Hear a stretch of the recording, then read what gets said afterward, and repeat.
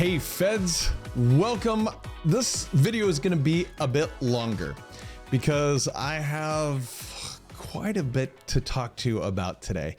This is great because I meet so many of you and I love meeting you and learning about what you do and how you're preparing for retirement, how things are going, et cetera, et cetera. And every now and then I bump into someone from OPM, and whenever I do, I say, oh, I got to talk to you.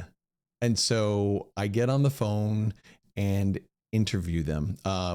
We tried to do this video, but OPM tech didn't work very well. So I interviewed this sweet woman who gave so much information, so much valuable information that you're going to love, and asked her a bunch of questions, and she gave a whole bunch of great answers.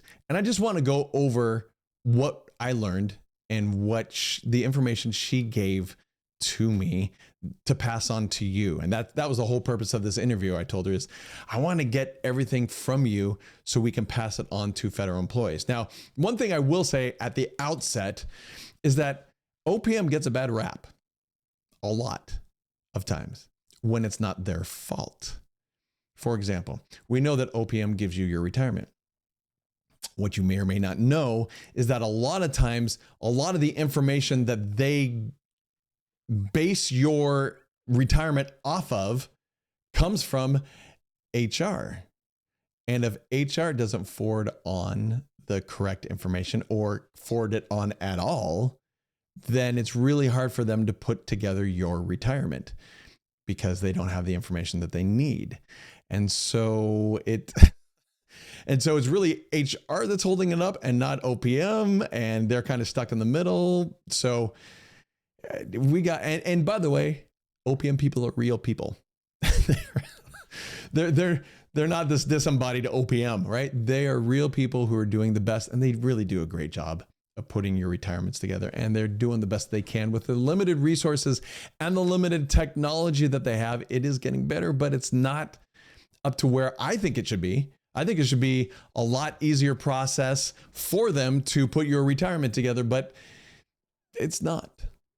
So maybe we cut them a break a little bit.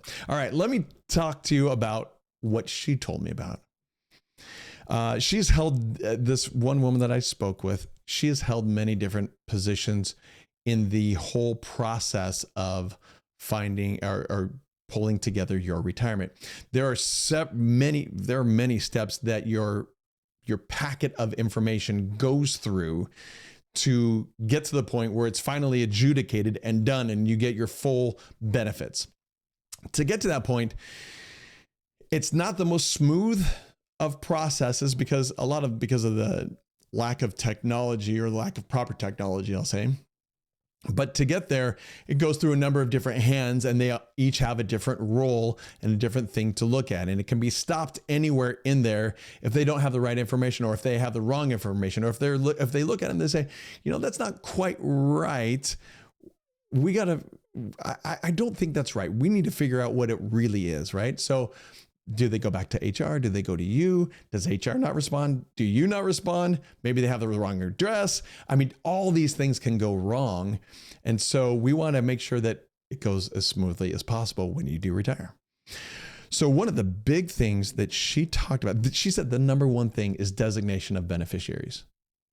That has created more heartache, more yuck than just about anything else. She told me stories again and again of people who didn't update their beneficiary, and it went through standard order of precedence. But then they did update their beneficiaries, but they didn't update it again. And so instead of, someone passing away and the money or benefits or whatever it is going to their spouse, it goes to an ex-girlfriend from 20, 30 years ago. Happens all the time. And it's not pretty. And then, for example, the spouse with the kids comes and says, "Hey, wait, why am I not getting this benefit?" And they have to be the bearer of bad news and say, "Well, it's because your husband didn't update the beneficiary forms, and there's really nothing you can do about that. It's going to go to someone else." story after story about that. That's not what you want. It is, and we talk about this in our workshop, by the way. We talk about the need for updating your beneficiary forms because it is a need. It is a serious need. Even if you've already done it before, we want you to do it again. That's a huge one.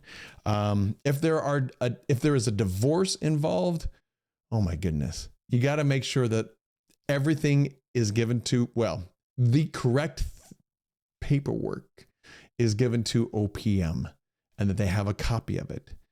It's got to be just right. If there's a property settlement, and you do that during your federal service, not just after you retire. You want to get that done beforehand so they know exactly what to do. Because if anything even looks off, they're going to have to stop and say, wait, we got to make sure that we do this right. Because that's on us if we do it wrong. So before we move forward, we got to make sure that this is done right. And they have to go through and verify that everything's going to be right. And that can take some time. So if you don't want it to take extra time, you got to make sure that all that is turned in. Another thing she said was you got to fill it out correctly. It being everything. The forms, life insurance forms, you got to fill out the 2801 or the retirement application, right? You got to fill out everything correctly. And by the way, it's not always clear when you fill it out what you should do. I would highly recommend that you have someone who really knows the application take a look at it and make sure that it's done right. We have a number of people here that can help you figure that out. It doesn't cost anything, but a number of people here that can help you figure that out, and you just give it to them and they will look at it for free and say, okay, well, you actually need to change this. And we've watched too many people. I can't tell you the number of people who have retired and come to our workshops and just shake their head and say, I did it wrong. I didn't know. And unfortunately, they learned about their benefits after they retired. So their application was already turned in. Now, some things you can change even after retirement. Some things you can't.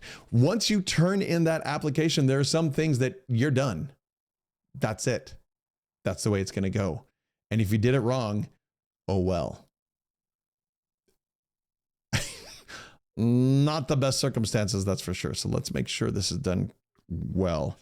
Let's see what else she said. I wrote all this down. I love this. This is such a great conversation. So survivor benefit. She worked in survivor benefit for a long time, in that area of expertise of your retirement. And she said so many times, the survivor doesn't know that they get something.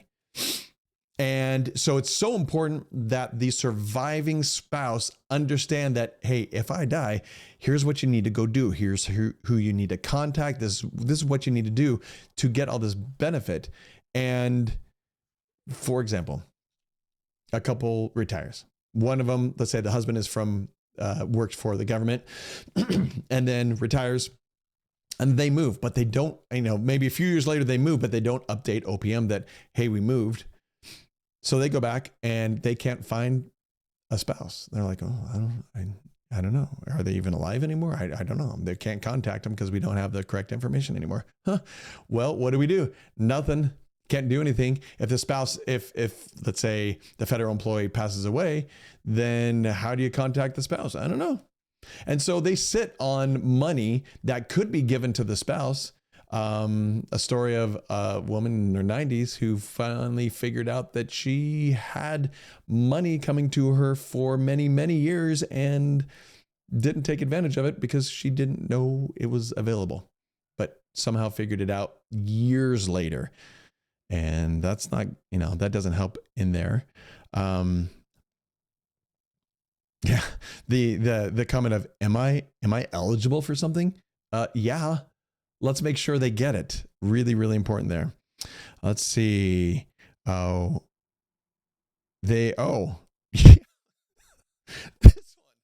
one, they get a no. Okay. OPM people say, hey, I need more information. So they send you something in the mail. You think it's junk mail and you just throw it away. Happens all the time.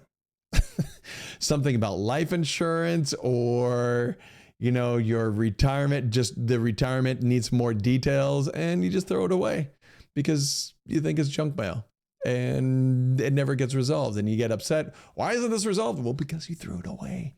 Don't throw it away. Look at everything, right? Oh my goodness. Military buyback. Make sure you get the paid in full notice. If you've bought time back from the military, you've got to get that notice and then keep a copy of it. Make sure you have that, because if you don't, it may not have gone through. It may not have been paid in full. And then when you go to retire, it's like, oh, you don't have 8 years of military buyback. You only have 4. No, yeah, I mean, anyways, as you can tell, it gets a little messy. Agencies have high turnover rates. So what she's saying here is that HR has high turnover rates, and the people who are helping you with your retirement, they'll be in there, for a year and then they're gone.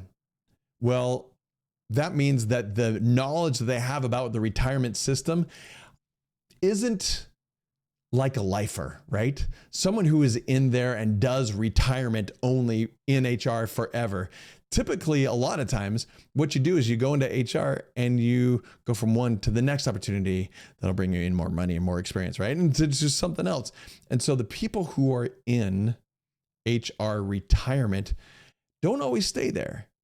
And there's high turnover overall, not only in just positions, but being a federal employee. And so the knowledge doesn't stay always with HR people. It's not passed on, and the next person has to relearn it. So the point is that when you go to HR, just have that in the back of your mind and understand they're doing the best they can. Totally get that. And we're thankful for what they do, but at the same time, it may not be complete. And then the HR has to interact with OPM, but they may not know everything that they need to give to OPM and how it all works. And so there's some delay there also. So there's a lot of communication delay if you haven't been able to sense that yet. A lot. Just saying. Let's see. Agency doesn't send records, so OPM has issues. Yeah. If the agency doesn't send as I mentioned before, if the agency doesn't send the records, too bad. They can't find it. They can't move on. What do? They can only ask so much, right? If they ask you, ask the agency, and they don't send. And that is a problem, that the agency just doesn't send it, or it doesn't send the right information. It happens all the time. She said, you can't believe how many people die and it's all messed up. Referring to like the beneficiaries, etc.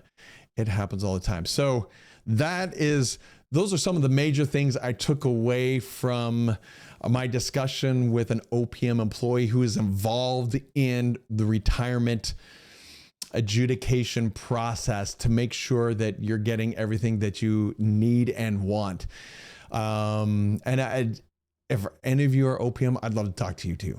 I'd love to get your understanding of how things work, because not everyone has a little bit different experience, and I'd love to get your take on things and be able to pass that on to federal employees so that you are more prepared for your retirement when that time comes around. We don't want you to just suddenly start figuring out when it's time to retire. Let's do that on the early end, and you're going to be better off overall. All right. Thanks for hanging around for this longer video. I appreciate it. As always, if you would, come to one of our workshops. You're going to learn a heck of a lot more than you do in these short videos. But these short videos are nice. Keep watching those as well. You can watch them on TikTok, on Instagram, on Facebook, on LinkedIn, all these different ones. Anyways, keep learning, keep preparing so that when you retire, it's nice and easy. And you can just go do what you want to do. Thanks for watching, everyone. Until next time.